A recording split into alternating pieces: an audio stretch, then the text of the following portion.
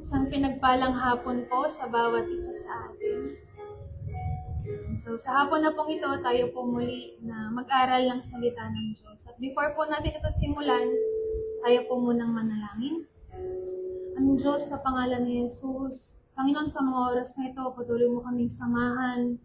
Lord, liwanagan mo ng salita mo, ng katotohanan mo, mga isip at spirito namin, O Diyos, marinig namin ng rema mo sa amin sa mga oras na ito. Salamat, Lord, sa knowledge at wisdom at understanding. Salamat, Panginoon, sa pangalan ni Jesus. Amen. So, isang pinagpalang hapon po muli sa bawat isa po sa atin. So, ang topic po natin ngayong hapon ay faithfulness in the ministry. So, ano po bang ibig sabihin pag sinabing faithfulness sa ministry? Sabi po rito, ito po ay unwavering commitment and dedication nating mga Kristiyano sa calling natin sa kabila ng challenges, setbacks, at difficulties.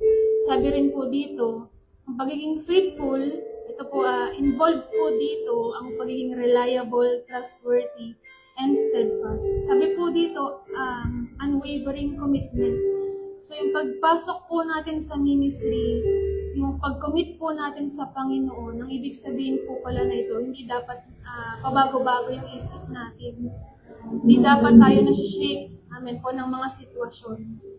Amen po. Sabi po sa 1 Corinthians chapter 4, verse 2, in this case, moreover, it is required as essential and demanded of stewards that one be found faithful and trustworthy. So sa atin po mga Kristiyano, sa atin po mga naglilingkod sa Panginoon, ang pagiging matapat po natin sa Diyos at sa ministeryo na pinagkatiwala niya po sa atin ay hindi po isang command lang. Hindi po ito option lang natin, kundi ang sabi po ng 1 Corinthians chapter 4 verse 2, ito po ay isang requirement. Amen po. So nire-require po pala tayo ng Diyos. Nire-require po tayo na maging faithful bilang katiwala po niya. Ngayon, hanggang kailan? Kapag ba pastor ka na, kapag ba marami ka ng simbahan na hinahawakan, marami ka ng na-disciple, hihinto ka na maging faithful. Hindi po. Ang sabi po ng Matthew 24:13, faithful until the end. Ngunit ang manatiling tapat hanggang sa wakas ay maliligtas. So, in-expect po sa atin ng Diyos na yung katapatan po natin sa Kanya at sa ministry na pinagkatiwala niya po sa atin ay hanggang dulo. Amen po. Ito pong paglilingkod na pinasok po natin, ito po ay isang seryosong bagay. Hindi po tayo pumasok sa isang playground or laro. Amen po. Ito po isang commitment na hindi mo pwedeng iwan kapag ayaw mo na o kapag nahirapan ka na. Ito po isang commitment na hindi mo pwedeng iwan kapag napagod ka na. Amen po. Ito po isang seryosong bagay. Ngayon po sa pagiging faithful, ang isa pong karakteristik po na kailangan meron tayo para manatiling tapat ay ang tiyaga o perseverance or endurance. Ngayon, pag sinabi po nating perseverance, sabi po dito, continuing to try and work towards something even when it's hard or takes a long time. So, ibig sabihin po ng perseverance, gagawin mo at tatrabahuhin mo ang isang bagay kahit na mahirap gawin at kahit na abutin ka ng maraming panahon. Ito po yung perseverance. Amen po. Sabi nga po ni Pablo sa 2 Timothy chapter 4 verses 7 and 8, puspusan akong nakipaglaban sa paligsahan, natapos ko ang dapat kong takbuhin, nanatili akong tapat sa pananampalataya, at ngayon may inilaan ang Diyos sa akin na korona ng katuwiran. Ibibigay ito sa akin ng makatarungang Panginoon sa araw ng paghuhukom, at hindi lang ako ang bibigyan, kundi maging ang lahat ng nananabik sa pagbalik niya.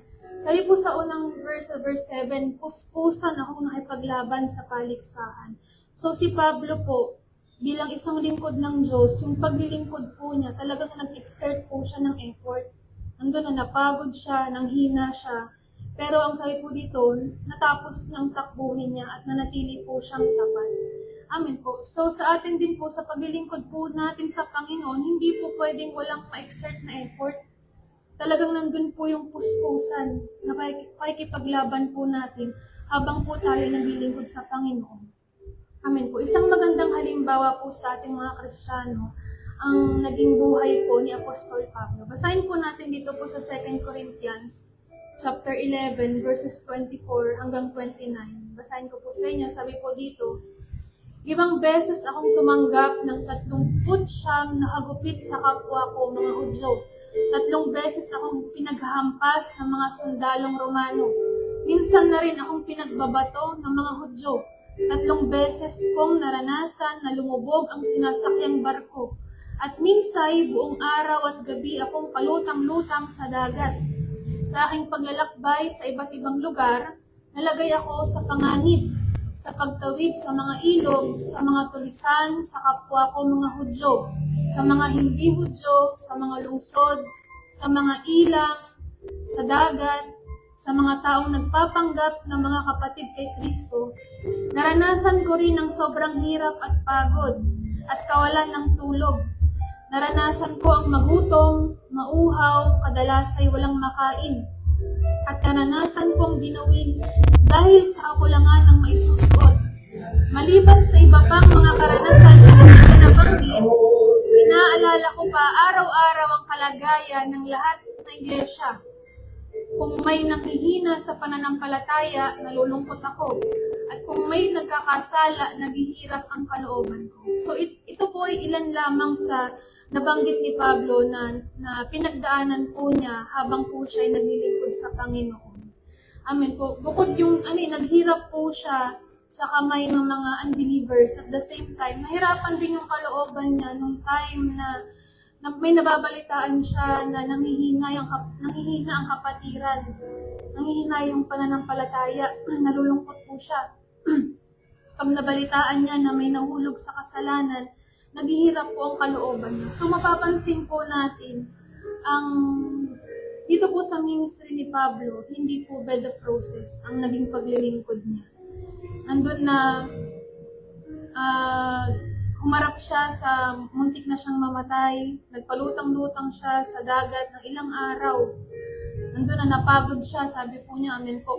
Pero si Pablo po ay nagpatuloy po siya hanggang dulo. Ngayon sa atin po, nung time na nag-yes ka sa Panginoon, na sinabi mo sa Kanya, Lord, maglilingkod ako sa iyo, ito po ay isang desisyon na kailangan mong panindigan. Ito po isang commitment na kailangan mong tayuan. Na kahit na humarap ka sa mahirap na sitwasyon, kahit nandyan ang persecution, hindi mo pwedeng kalimutan yung kinumit mo sa Panginoon. Amen po. And sabi rin po dito sa 2 Timothy chapter 3 verse 1, but understand this, that in the last days, dangerous times of great stress and trouble will come. Difficult days that will be hard to bear. So, ngayon po sa panahon po natin ngayon, sabi po dito sa verse, yung panahon po natin ay mas magiging mahirap. Sabi dito, difficult days that will be hard to bear.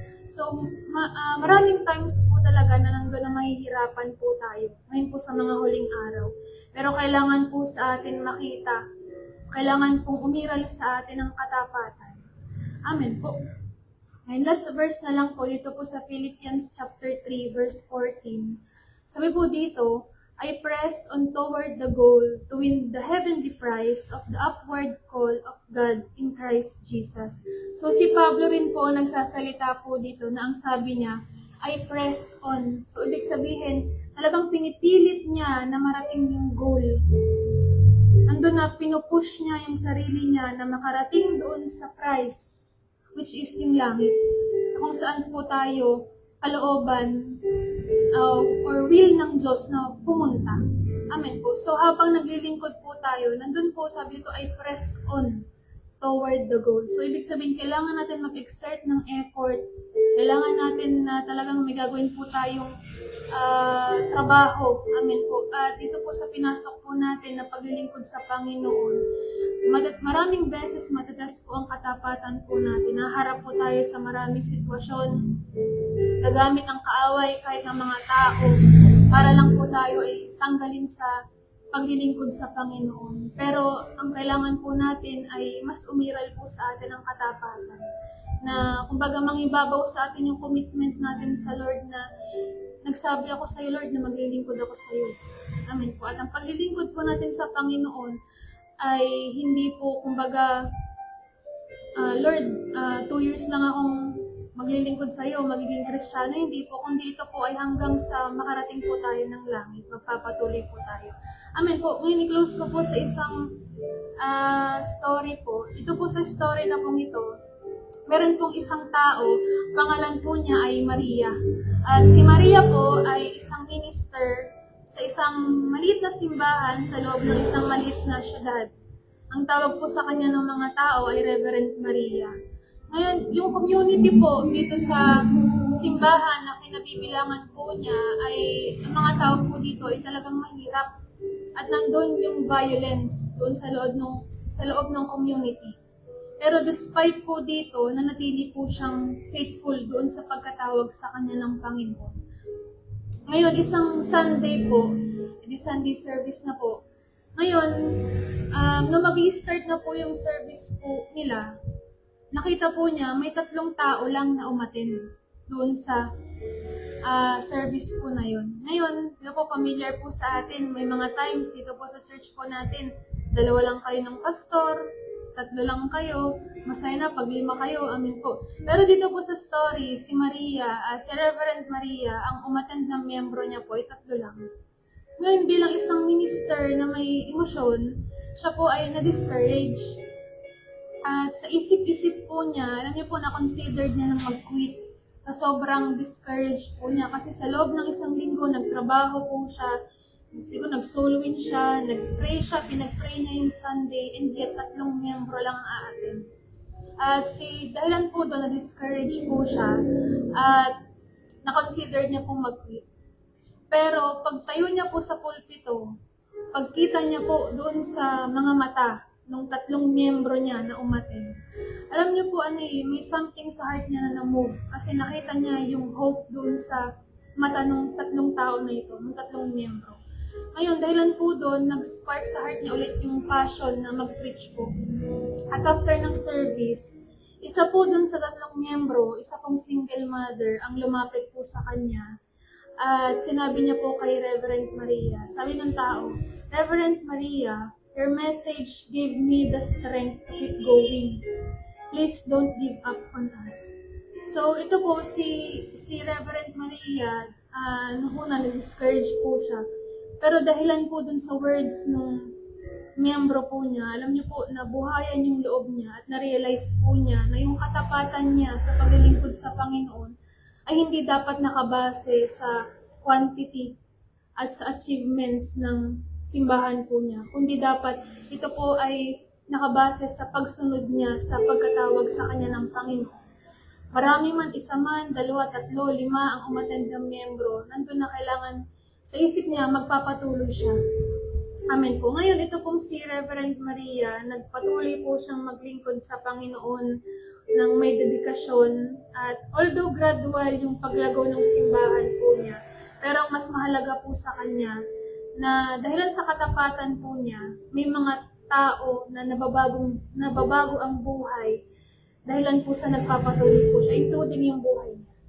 Amen po. Hindi na siya doon tumingin sa quantity ng simbahan po, ng mga miyembro. Hindi siya tumingin sa laki ng simbahan at achievement ng simbahan po niya, kundi nagpapatuloy siya dahil sa nakikita niya na may nababago na buhay. Amen po. At including po yung buhay niya. Ngayon po, sa atin po, nandun po sa pagpapatuloy po natin yung hindi po palaging madali ang maging matapat. Tama po. Pero palaging worth it yung paglilingkod po natin kahit na hindi madali. Amen po. Ngayon po sa atin, naharap po tayo ng mga ganong sitwasyon. Amen po. Pero ang pinakatama po nating gawin ay ang magstay at magpatuloy sa paglilingkod sa Panginoon. Lalo na po sa time po natin ngayon, hinahanapan po tayo ng Diyos ng katapatan. Amen po. At ang hinahanap ng Diyos, sa qualification ng Diyos, hindi niya hinahanap yung kailangan yumaman ka ng sobra o kailangan maging matalino ka, hindi po, kundi ang hinahanap ng Diyos, yung mga tao, mga Kristiyano, na mag-stay, magiging matapat sa pinagkatiwala niya. Amen po. Tayo po ay mga stewards sa katiwala ng Diyos. So, kailangan po na tayo na matagpuan ng Diyos na tapat. Amen po. So, yun po ang gusto ko pong i-share po sa atin sa bawat isa ngayong hapon. Sige po, manalangin po tayo. Sa pangalan ni Jesus, Panginoon, salamat o Diyos sa mga salita mo sa amin sa hapon na ito. Salamat Lord sa rema mo. Salamat sa encouragement mo sa amin.